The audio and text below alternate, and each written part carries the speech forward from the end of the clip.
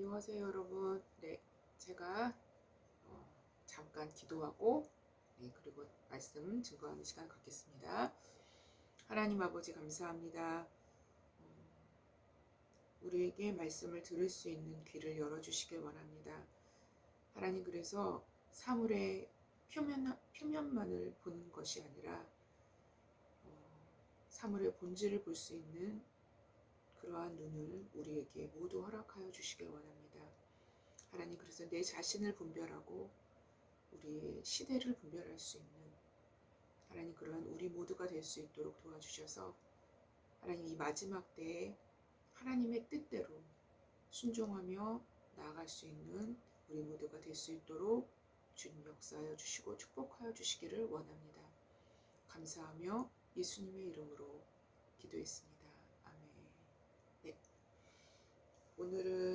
오늘도 역시 사사기 말씀으로 연결하도록 하겠습니다. 네, 오늘 말씀의 제목은 아비에셀의 만물포도입니다.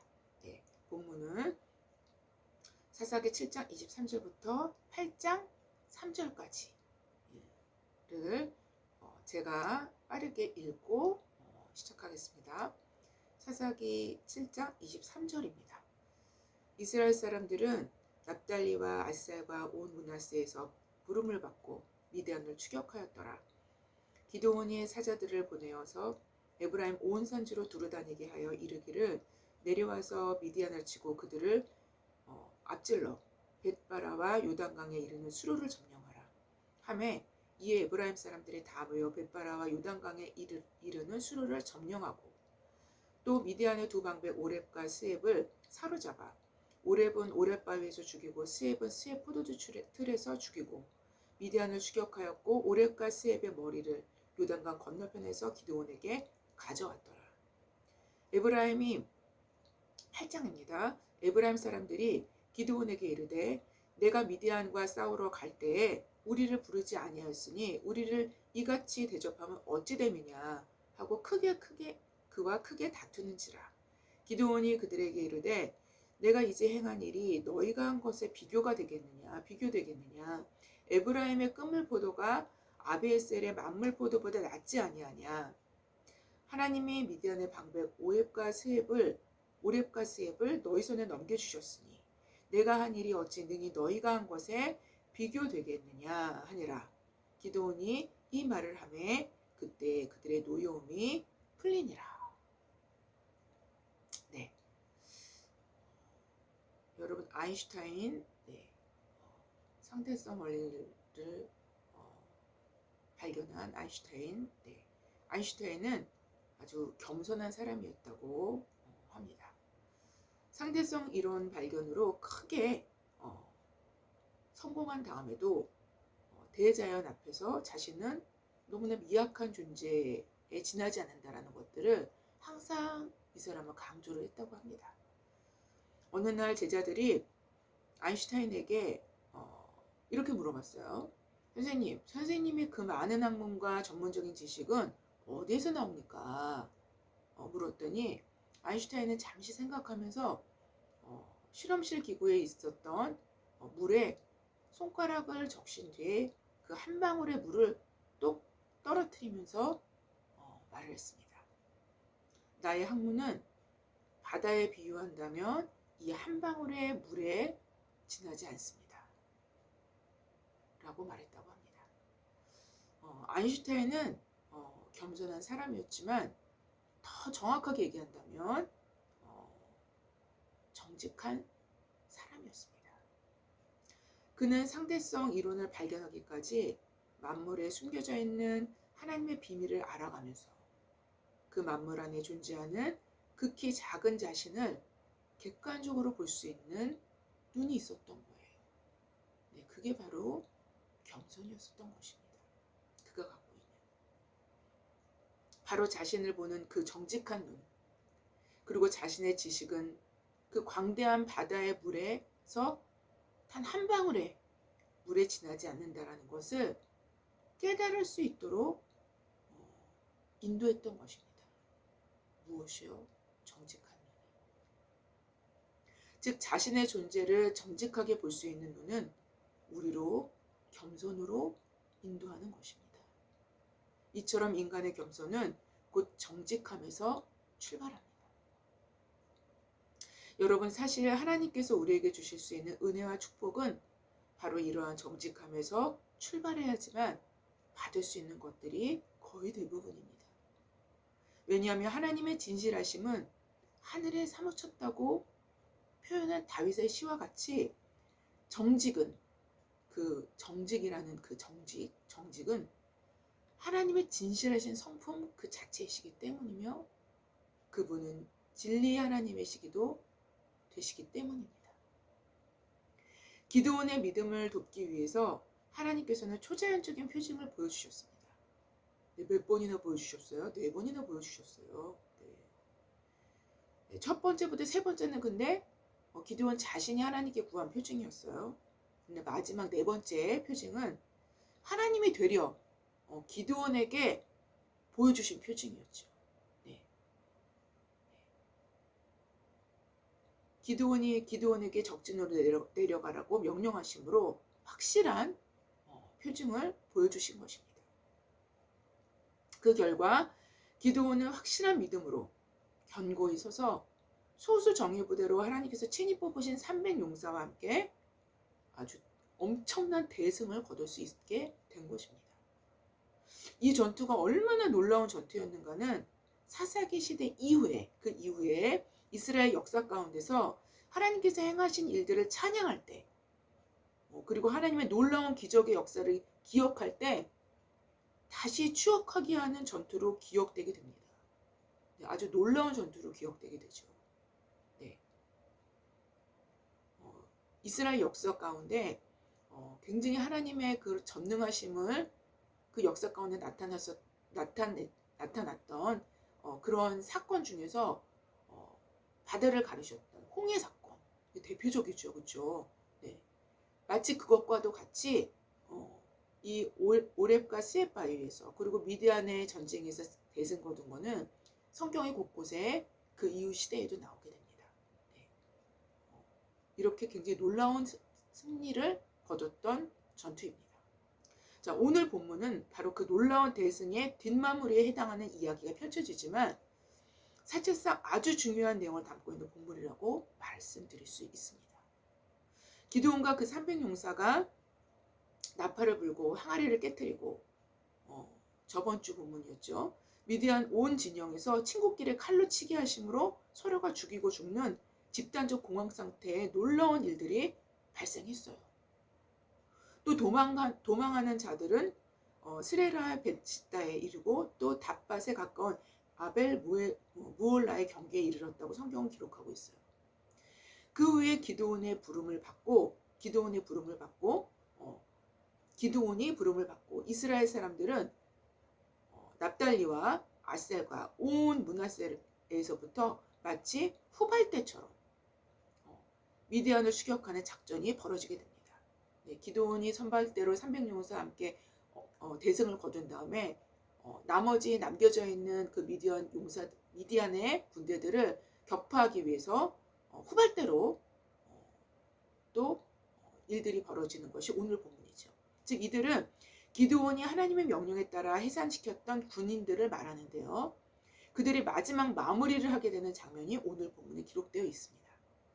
그리고 또 한편으로는 기드온이 사자들을 보내서 에브라임 온 산지를 두루다니게 하여 이르기를 내려와서 미디안을 치고 그들을 앞질러 벤바라와 요단강에 이르는 수로를 점령하라 라는 명령을 지시합니다. 수로를 점령해야지 강 건너서 도망가지 못할 거 아닙니까? 즉 요단강을 넘어서 도주하려는 미디안과 그의 동맹군의 퇴로를 차단하기 위해서 에브라임의 지원군을 요청한 것입니다. 사실 기드온이 처음에 군대를 모집할 때부터 납달리와 아셀과 온 므낫세는 기드온을 따랐던 지파였습니다. 왜냐하면 이 지역의 지파들이 지리적으로 가장 미디안의 약탈과 공격의 대상이 되었던 지파가 바로 이 지파들이었어요. 납달리, 아셀, 그 다음에 므낫세, 요 지역들이. 그런데 오늘 본문에서 에브라임 지파는 나중에 요청된 지파입니다. 에브라임 지파는 기드온에 속한 므낫세 지파와 함께 요셉 지파에 속하죠. 그렇죠? 네. 에브라임 지파와 므낫세 지파는 요셉 지파입니다. 네. 요셉 지파에 속하기 때문에 다른 지파들보다는 므낫세와 가깝기는 했지만 네. 처음엔 기드온이 그들을 부르지 않다가 전쟁의 승리가 확실시 되었을 때 그들을 부르게 되는 모습을 성경에서 확인할 수 있어요. 바로 기드온의 사자들은 에브라임 온 산지로 두루 다니면서 미디안과 그 연합군을 치는데 후발대로 그들의 테러를 차단하기 위해서 에브라임 지파의 도움을 요청한 것입니다. 네. 이때 뒤늦게 요청한 것이죠. 이때 에브라임 지파는 미디안을 앞질러 벤바라와 요단강의 수로를 점령하고 미디안의 두 방백 오렙과 스엡을 죽이고 그들의 목을 베어 기드온에게 가져오게 됩니다. 오늘 본문 25절 이하에 또 미디안의 두 방백 오렙과 스엡을 사로잡아 오렙은 오렙 바위에서 죽이고 스엡은 스엡 포도주 틀에서 죽이고 미디안을 추격하였고 오렙과 스엡의 머리를 요단강 건너편에서 기드온에게 가져왔더라 라고 기록하고 있습니다. 그런데 문제는 그 이후에 벌어집니다. 그 이후에 바로 이러한 큰 승리 뒤에 뒤늦게 부름을 받은 에브라임 사람들이 기드온에게 시비를 걸어오게 되는 것입니다. 시비를 걸어요. 시비를. 네. 자, 8장 1절에 보면 이렇게 기록되어 있죠. 에브라임 사람들이 기드온에게 이르되 내가 미디안과 싸우러 나갈 때 우리를 부르지 아니하였으니 우리를 이같이 대접하면 어찌 됨이냐 하고 그와 크게 다투는지라 라고 성경은 기록합니다. 에브라임 지파는 언제나 이 동일한 요셉 지파에 속했던 므낫세 지파보다는 므낫세 지파는 기드온이 므낫세 지파죠. 네, 므낫세 지파보다는 자신들이 우월하다는 생각을 항상 갖고 있었던 지파예요. 네. 또한 이스라엘 지파 중에서도 세력이 있는 큰 지파로 스스로 생각했기 때문에 지파들 사이에 기득권을 행사하려는 경향을 우리는 성경 곳곳에서 확인할 수 있습니다. 네, 이 부분은 여호수아에서도 확인이 가능합니다. 네, 이렇게 에브라임 지파가 좀 기득권을 행사하는 그런 측면들이 성경 곳곳에 보입니다. 그 이유는 성경에서 여러 가지로 찾아볼 수 있겠지만 이스라엘의 백성을 출애굽시킨 모세의 후계자였던 물론 이제 모세는 레위 지파였지만 모세의 후계자였던 여호수아가 바로 에브라임 지파 출신이었어요. 네. 바로 여호수아의 지도하에 이스라엘은 가나안 땅을 정복해 나갔습니다. 네. 실질적인 땅을 전쟁을 통해서 취하게 되었죠. 여호수아를 통해서 또 여호수아에 의해서 그 땅이 각 지파별로 분배되었던 것입니다. 네. 그렇기 때문에 당연히 여호수아 시대의 그 다음 세대인 사사 시대에는 그들의 영향력이 막강했으리라고 충분히 짐작할 수 있어요. 그렇죠? 네. 그래서 에브라임의 이러한 자신들이 기득권을 행사하는 모습들은 기드온 이후에 입다라는 사사가 또 이제 등장하게 되는데요. 사사기에 이때도 동일한 일들이 벌어지게 되는 것을 우리가 확인할 수 있어요. 사사기 12장 1절부터 13절 이하에 입다가 하나님의 부르심을 받고 암몬 자손과의 전쟁에서 크게 승리한 후에도 오늘 본문의 일과 동일하게 에브라임 지파는 입다에게 시비를 걸어옵니다. 네. 에브라임 사람들이 모여 북쪽으로 가서 입다에게 이르되 내가 암몬 자손과 싸우러 건너갈 때 어찌하여 우리를 불러 너와 함께 가게 하지 아니하였느냐. 똑같은 질문을 하게 되죠. 우리가 반드시 너와 내 집을 불사르리라 하니 좀 더 심하게 나아가는 거죠. 네. 입다가 그들에게 이르되 나와 내 백성이 암몬 자손과 크게 싸울 때 내가 너희를 부르되 너희가 나를 그들의 손에서 구원하지 아니한 거로 나는 너희가 도와주지 아니한 것을 보고 내 목숨을 돌아보지 아니하고 건너가서 암몬 자손을 쳤더니 여호와께서 그들을 내 손에 넘겨주셨거늘 너희가 어찌하여 오늘 내게 올라와서 나와 더불어 싸우고자 하느냐라고 입다가 대답하게 되는 것을 보게 됩니다. 억지를 피는 거죠. 네. 이처럼 에브라임 지파의 기득권을 행사하려는 모습, 즉 이러한 마음 안에는 주도권을 장악하려는 마음, 그리고 자존심과 또한 경쟁의식이 담겨있기 마련이죠. 네. 근데 바로 그러나 이러한 또 그들의 발언, 이러한 기득권을 행사하려는 에브라임 지파의 그 발언에 대한 기드온의 답변, 기드온의 반응은 우리로 하나님의 사람의 면모를 확인할 수 있게 되는 부분이기도 합니다.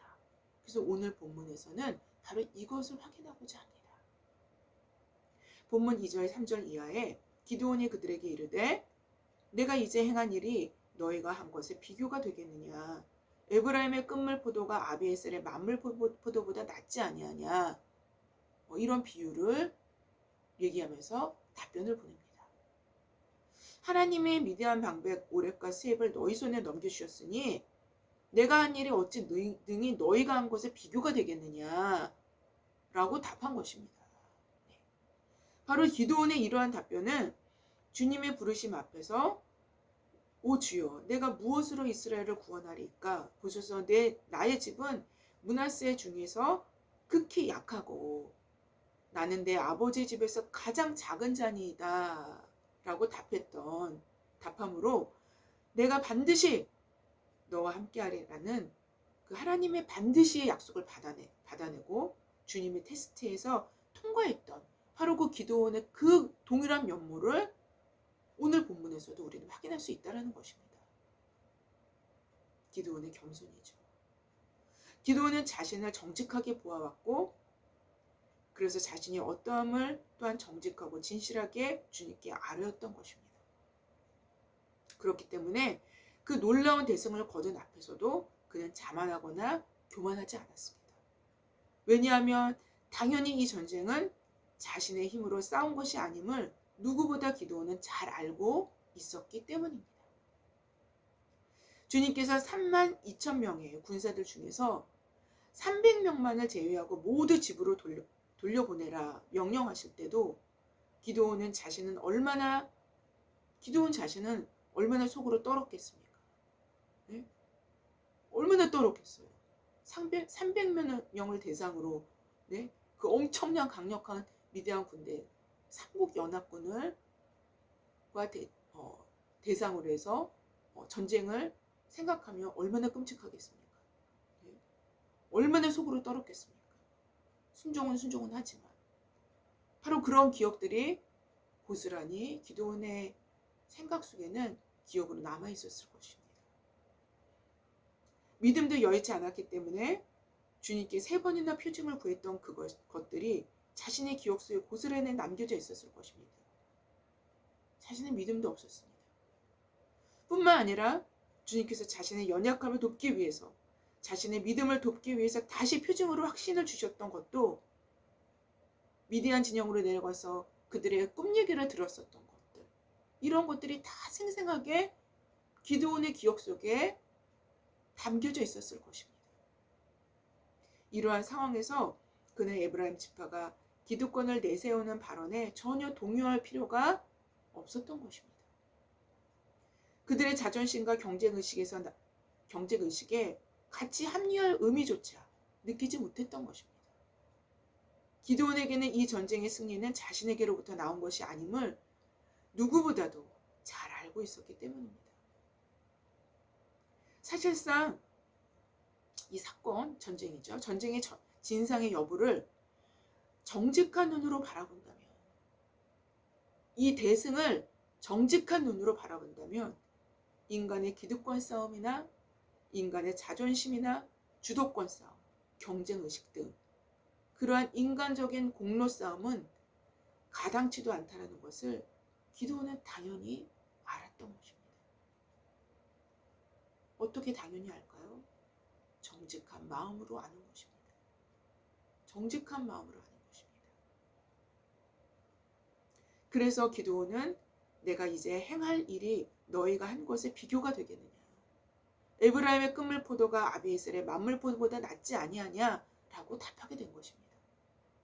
즉 미디안의 방백 오렙과 스앱을 죽인 너희 에브라임 공로가 적진에 들어가서 횃불과 항아리와 나팔로 승리한 자신의 공로보다 비교할 수 없을 정도로 크다는 것을 말하고 있는 것입니다. 특별히 기드온이 비유한 이 포도 비유는 이런 의미를 담고 있어요. 끝물포도는 만물포도를 모두 수확한 후에 마지막으로 수확되는 포도주요. 그렇죠? 네, 그래서 수확한 후이기 때문에 별 쓸모없이 남겨진 찌꺼기 같은 포도라는 의미예요. 네. 즉, 이 포도는 만물포도에 비해서 맛이나 당도가 아주 떨어지고 당도는 완전 다 빠져나가고 시기만 아주 잔뜩 신 그런 포도로 가치가 크게 떨어지는 포도를 의미합니다. 네. 즉, 기드온이 말하는 바는 에브라임의 가장 쓸모없이 에브라임에서 가장 쓸모없이 취급되어지는 찌꺼기 포도가 아비에셀의, 즉 기드온의 극상품의 포도보다도 더 낫고 훌륭하다라는 것입니다. 즉 에브라임을 굉장히 높여주는 거죠. 여기서 아비에셀은 기드온의 고향, 즉 기드온의 고향을 얘기하기 때문에 기드온 자신을 얘기하는 거죠. 네. 그리고 기드온과 함께 했었던 300용사의 그런 모습들을 얘기하는 것입니다. 다시 말한다면 전쟁의 막바지에 참여하여 오렙과 스엡을 죽인 에브라임 지파의 일이 전쟁에 처음부터 참여하여 전쟁을 주도해 나간 미디안의 용사들보다 미디안의 용사들이 아니죠. 네, 기드온의 300용사들보다 그 공로가 더 크다는 것입니다. 이 말을 한 후에 그들의 노여움이 풀리니라 라고 성경은 기록합니다. 바로 다른 사람을 높이고 자신을 낮춤으로 쓸데없는 싸움과 분쟁거리를 애초부터 없애버린 것입니다. 이러한 기드온의 반응은 그의 겸손한 마음, 정직한 마음에서부터 나온 것이었습니다. 단순히 부드러운 말로 그들의 감정을 누그러뜨리려 하는 것이 아니라 표면적으로 그냥 그 사람들의 감정을 누그러뜨리려고 그냥 이렇게 약간 겉모술수로 나오는 말이 아닙니다. 네. 이거는 사실상 자신에게 실제로 공로가 없음을 시인하는 마음이 그들과의 다툼에서 이런 식으로 표출이 된 것입니다. 여러분, 기드온의 이러한 모습에서 우리가 기드온의 표면을 취할 것인가, 기드온이 갖고 있었던 본질적인 마음을 취할 것인가는 여러분의 선택입니다. 그러나 성경에서 우리에게 요청하시는 마음은 기드온의 표면을 취하는 것이 아니라 기드온이 갖고 있었던 그 정직한 마음, 그리고 그 겸손한 마음의 본질을 취하는 것입니다. 그것이 하나님의 사람의 특징인 것입니다. 표면을 취한다면 그거는 하나님의 사람이 아니겠죠. 사실상 기드온은 이 모든 치적을 하나님이 받으셔야 할 것임을 잘 알았기 때문이기도 합니다. 이처럼 겸손한 사람은 마땅히 돌려야 할 영광을 누구에게 돌려야 할 것인가를 아는 마음인 것입니다. 이러한 기드온의 마음은 오늘 본문 다음 본문에서 더 명확하게 드러나게 되죠. 다음 주에 말씀드릴 내용이 되겠습니다. 여러분, 전쟁이 끝난 후에도 그 마음이 정직하고 겸손하다면 그것이 진짜 승리인 것입니다. 그리고 그것이 진짜 사실상 그의 모습인 것입니다. 우리는 기드온에게서 바로 그 모습을 발견할 수 있습니다. 전쟁의 결과를, 즉 승리의 치적을 누구에게 돌리고 있는 것인가? 누구에게 돌리는가?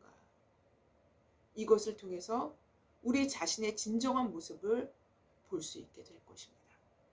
바로 하나님이 보실 때 큰 용사는 이러한 용사가 큰 용사인 것입니다.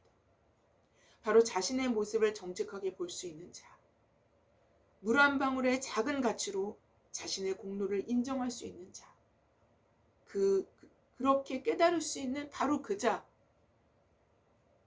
기드온과 같이, 그리고 아인슈타인과도 같이 정직한 눈으로 사물의 본질을 볼 수 있는 여러분과 제가 되어짐으로 하나님 앞에서 철저히 겸손하게 무릎 꿇을 수 있는 또한 여러분과 제가 되기를 주님의 이름으로 기도합니다.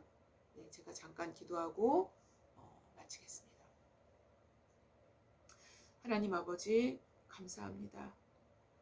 하나님, 우리가 성경을 볼 때 본질을 볼 수 있게 하여 주시옵소서.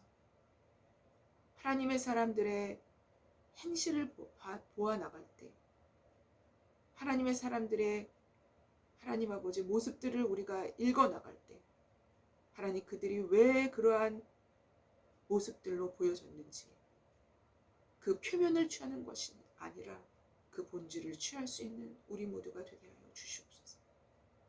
그래서 진정으로 이 마지막 시대에 하나님을 기쁘시게 하며 하나님의 마음을 시원케 하여 하나님의 사람으로 준비되어 줄 수 있는 우리 모두가 될 수 있도록 주님 역사하여 주시기를 원합니다. 감사하며 예수님의 이름으로 기도했습니다. 아멘. 감사합니다.